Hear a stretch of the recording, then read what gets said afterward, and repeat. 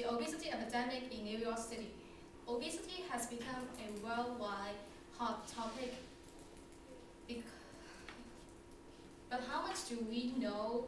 How valid or reliable and how up-to-date the information we receive, we do not know. In fact, people have either underrated or underlooked at obesity.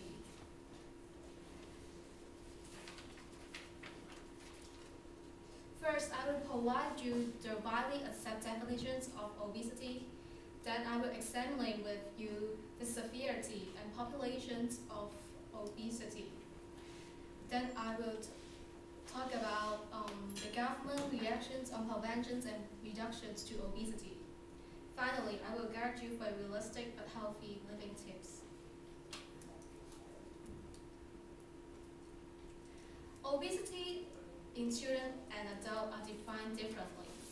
According to the website of New York City Department of Health and Mental Hygiene, children whose body mass index are ranked at the top of 95% to that of populations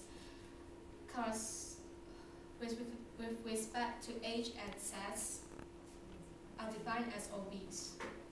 For adults, both male and females, a body mass index of 30 or greater are defined as obese.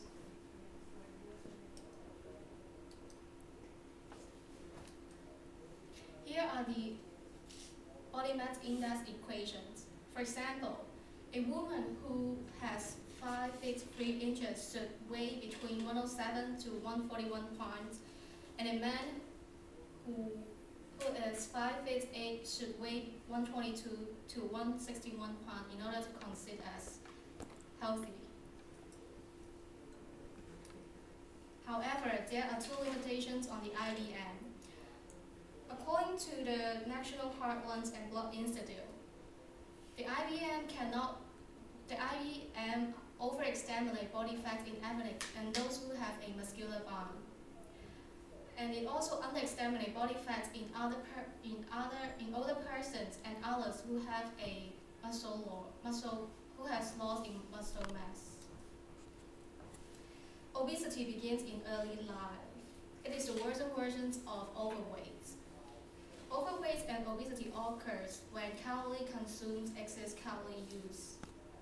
According to a special report from New York City Department of Health and Department of Education, released on June 2003, and a report released on March 2006 from New York City Department of Health and Mental Hygiene, and Administrative for Children Service Head Start.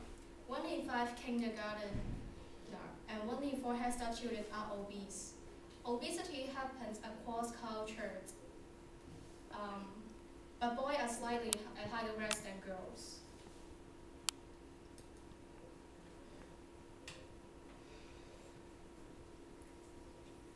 About 1/5 of New Yorkers are obese, according to a report from the New York City Community Health Survey published on November 2005. In addition, despite the sex and ethnicity of the obese New Yorker, most of them underestimate their actual weight. The New York City government have begun taking action on prevention and reduction to obesity.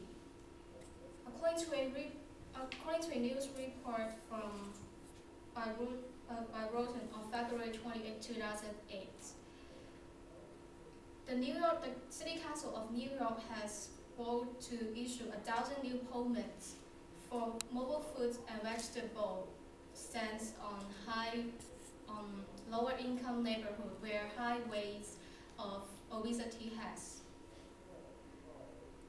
It is also known as the Green Truck Program. In 2006, trans fat has been forbidden across the restaurant in New York City. Furthermore, according to a news report from the News Long Island website, on March 31st, 2008, most of the food fast food chains will be mandated to display nutrition information or calorie counts on their menus or menu boards.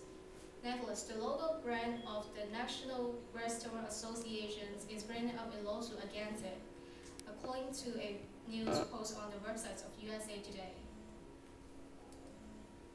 Certainly, there are many factors that predispose to obesity or correspond with obesity. For example, genetic factors, prenatal factors, emotional influence are all examples. The most effective resolutions for most of the health problems is to increase exercise, but realistically, people have tons of excuse not doing so. Therefore, an alternative method we can do is to read the nutrition facts label behind every product we purchase. Because there are many checks.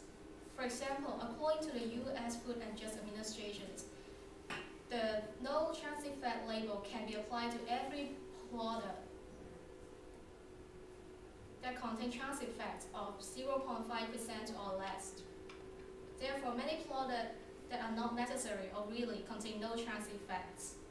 Last but not least, I'm going to give out two papers that I downloaded from the United States Department of Agriculture. Hope that can help you.